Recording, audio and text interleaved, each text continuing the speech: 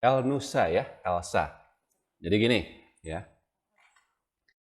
Elsa adalah perusahaan anak usahanya Pertamina di bidang ya, ada dua segmen sih, dua segmen utama ya. Yang satu adalah dia itu menyediakan alat-alat perlengkapan untuk mengebor minyak.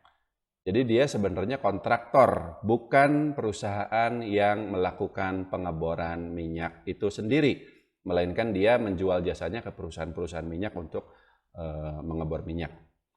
Yang kedua, dia juga distributor BBM untuk Pertamina. Dia punya banyak truk-truk pengangkut BBM untuk mendistribusikan Pertamax, Pertalite ke SPBU-SPBU tertentu di Pulau Jawa dan mungkin juga di beberapa lokasi lain di seluruh Indonesia.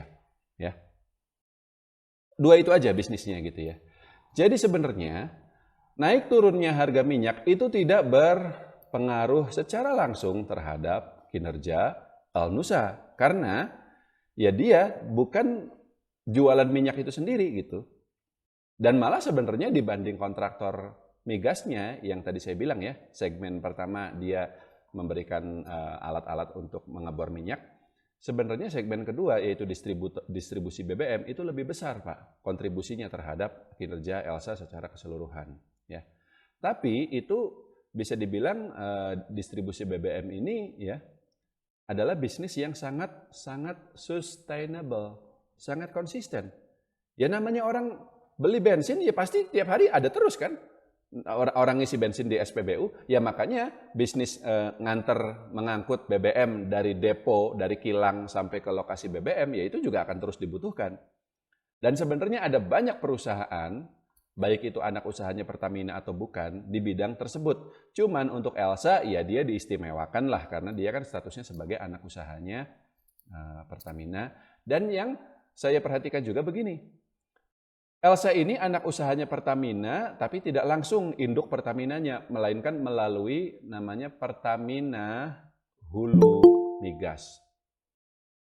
Ya, Pertamina Hulu Energi, PHE. Pertamina Hulu Energi.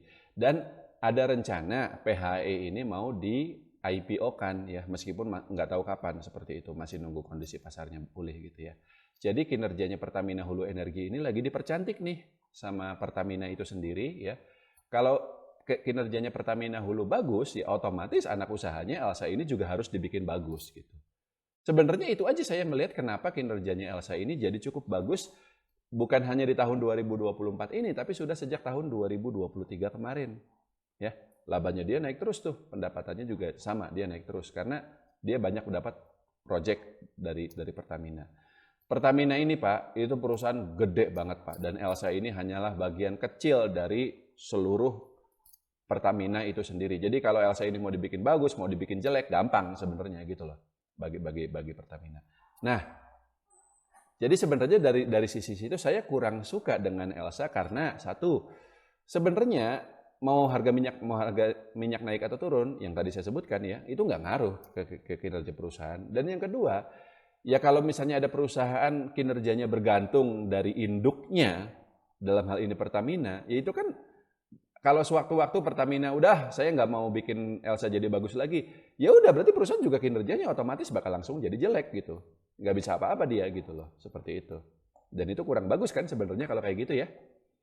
Tapi di sisi lain, yang tadi saya katakan, memang kemungkinan kinerja Elsa ini bakal dibikin bagus terus. Dan yang kedua, kalau kita bicara valuasi, juga dia itu murah banget Pak Julianto.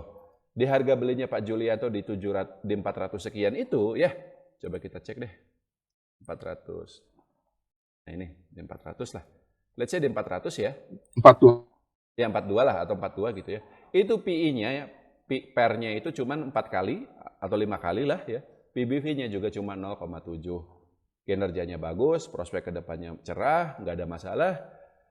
Ya kenapa kita nggak beli gitu? Kalau value investor harus beli itu. Dan betul ternyata meskipun kemarin, kan dia lama nggak naik-naik loh Pak Julianto.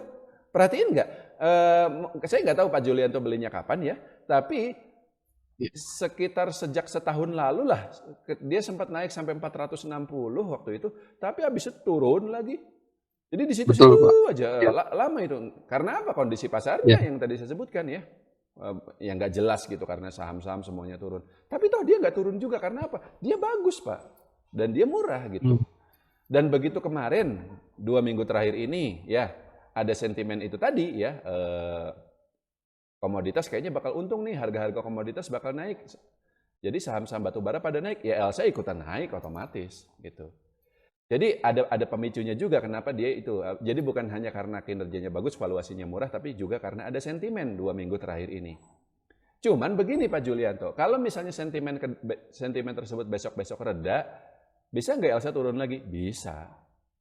Jadi, tapi bisa nggak kalau misalnya sentimennya bertahan, Elsa ini lanjut naik? Bisa juga gitu. Nah makanya kalau kita disuruh nebak, ya besok nih kira-kira bakal turun lagi atau bakal lanjut naik lagi, ya saya nggak tahu Pak. Makanya saya sendiri, Pak Julianto juga tahu, saya pegang juga kan Elsa ini ya. Betul, Pak. Ya. Dan ya lumayan banyak gitu di harga 416 average-nya. Waktu kemarin dia naik tembus sampai 500 Pak Julianto, saya juga pikirannya sama seperti Pak Julianto, apa saya jual dulu gitu ya. Cuman Hmm. karena saya nggak mau pusing, lebih karena nggak mau pusing aja. Karena apa Pak Julianto? Kalau udah dijual, sedangkan kita tahu barangnya masih bagus, di harga 500 dia udah mahal belum? Belum Pak, masih Belum. murah juga. Ya, Di harga betul. 535 sekarang udah mahal belum? Belum. Targetnya minimal 700. Di 700 pun sebenarnya belum mahal juga. Bayangkan, di harga 700 itu per jadi ya masih 7 kali, PBV dia masih 0, enggak 1,1, masih murah. Kalau misalnya pengen mahalnya mas 1000 sekalian Elsa itu bisa gitu loh. Meskipun ya balik lagi ya tergantung sentimennya dan seterusnya. Makanya saya hold aja. Dan saya belum Hmm. belum kepikiran untuk jual kecuali kalau nanti dia udah sampai ke 700-an itu atau lebih tinggi lagi 900 ya. Mungkin baru saya juga akan mikir-mikir lagi ya. Tapi untuk saat ini bukan berarti Elsa besok-besok nggak bisa turun, Pak. Bisa aja. Tapi kita nggak tahu. Karena di sisi lain dia juga bisa naik. Yang kita tahu dan kita cukup yakin adalah secara valuasi, secara kinerja, dan juga secara prospek, semuanya masih bagus untuk Elsa ini. Jadi mau dia naik, mau dia turun, belum ada alasan untuk menjualnya saat ini. Nanti saja Hmm. kalau dia udah sekitar di 700 pun belum. Kalau memang nanti di kuartal 2 bakal bagus dan harusnya sih iya bakal bagus. Kenapa dia labanya turun? Nggak ada masalah. Apa penjualan Hmm. BBM masih masih lanjut dan seterusnya. Oke, Pak Teguh, tapi kan ini posisinya udah jual nih. Jadi gimana? Nah, Iya. kalau saran saya sih gini Pak Julianto, ya. Jualnya di harga berapa tadi? 505 ya? 505, Pak. Ya. Udah gini aja lah. Nggak usah dikejar, biarin aja. Karena saya juga kan megang nggak cuma Elsa toh, Pak Julianto bisa lihat ya saham-saham yang lain juga saya masih banyak dan belum pada naik juga tuh yang lain-lain, baru Elsa doang ya.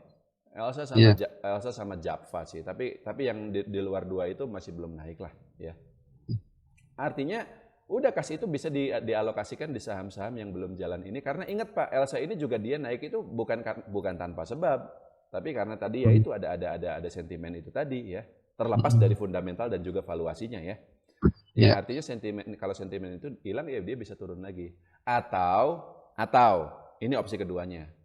Pak Julianto boleh beli lagi di harga sekarang. Ya, jadi ya posisinya jadi agak rugi ya. Kemarin jual di harga 505, sekarang 535. Ya 30 perak selisihnya, lumayan sih. Ya. Hmm. Betul. Tapi jangan gunakan seluruh dana. Misal Pak Hmm. Julianto kemarin jual dapat uang total ya 10 juta rupiah lah totalnya ya. Ya sekarang beli lagi tapi 5 juta aja gitu. Hmm. Daripada penasaran, Pak.